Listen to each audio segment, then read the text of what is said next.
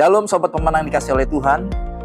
Saya percaya kita hari ini berkemenangan oleh karena anugerah Tuhan dan kita tetap mengasihi Tuhan. Sobat pemenang, tahukah arti kata pemenang?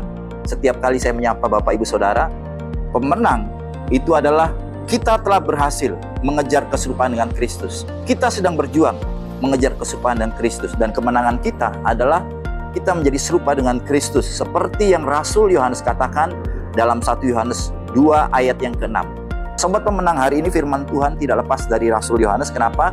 Rasul Yohanes adalah orang yang dekat dengan Tuhan, orang yang langsung 3,5 tahun bersama dengan Tuhan Yesus, mengerti ajaran Yesus. Dan Rasul Yohanes ini termasuk orang yang mengikut Yesus tanpa konflik. Beda dengan yang lalu saya katakan, ya kita belajar mengakui Yesus Tuhan dari Petrus. Nah, kita hari ini belajar mengakui Yesus Tuhan dari Rasul Yohanes. Nah, sobat pemenang, renungan firman Tuhan hari ini dalam 1 Yohanes pasal 2 ayat yang ke-18 dan 19. Demikian firman Tuhan, anak-anakku, waktu ini adalah waktu yang terakhir, dan seperti yang telah kamu dengar, seorang antikristus akan datang. Sekarang telah bangkit banyak antikristus.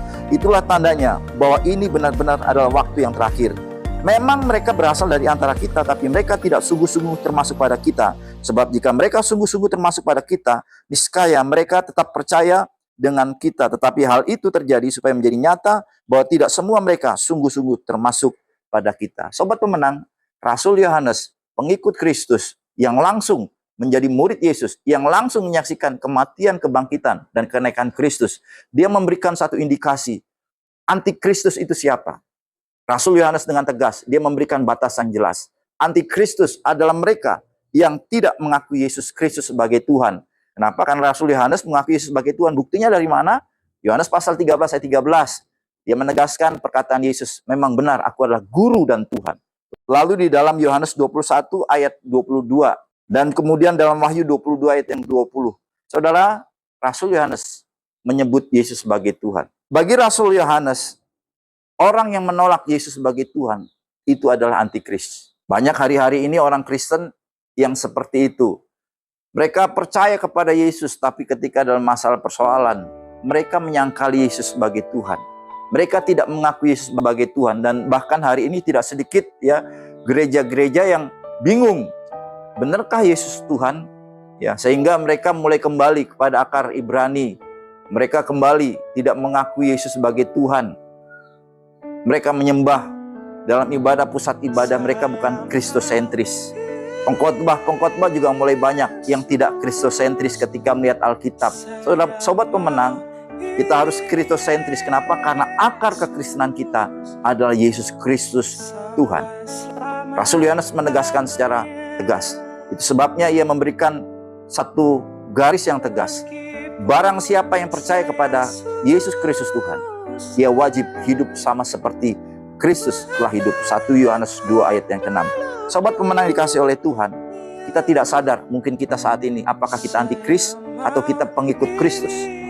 Jadi saudara, padanan perbandingan adalah orang Kristen dan antikristen atau antikristus.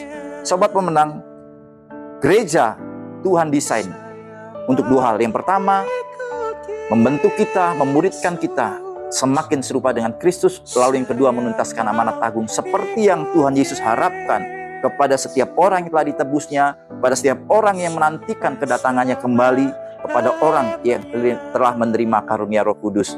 Jadi sobat pemenang, kalau saya tidak semakin serupa dengan Kristus dalam kekristenan saya, dalam ketekunan saya beribadah, artinya saya adalah antikristus. Kalau dalam gereja persekutuan kita tidak menekankan pentingnya serupa dengan Kristus, tidak mengajar moral dan nilai prinsip hidup seperti Yesus Kristus telah hidup, artinya gereja itu punya kepentingan untuk melawan Kristus yang adalah kepala gereja. Jadi sobat pemenang, kalau kita Kristen sejati, pastikan saya personal pribadi mengakui saya harus berubah semakin seperti Kristus dalam ketekunan saya beribadah, dalam pelayanan saya di gereja, dan saya harus menuntaskan amanat agung dalam kehidupan saya pribadi maupun dalam bergereja. Kalau tidak, Rasul Yohanes mengatakan bahwa kita adalah antikris. Jadi pastikan saudara, hidupmu, gerejamu, ketekunan beribadah dan melayani, itu dua hal. Menjadi serupa dengan Kristus, dan yang kedua, pastikan saudara menuntaskan amanat agung. Menjadi Kristen berarti menjadi serupa dengan Kristus menuntaskan amanat agung. Dan orang yang mengakui Yesus Tuhan ditegaskan bahwa ia wajib hidup sama seperti Kristus telah hidup.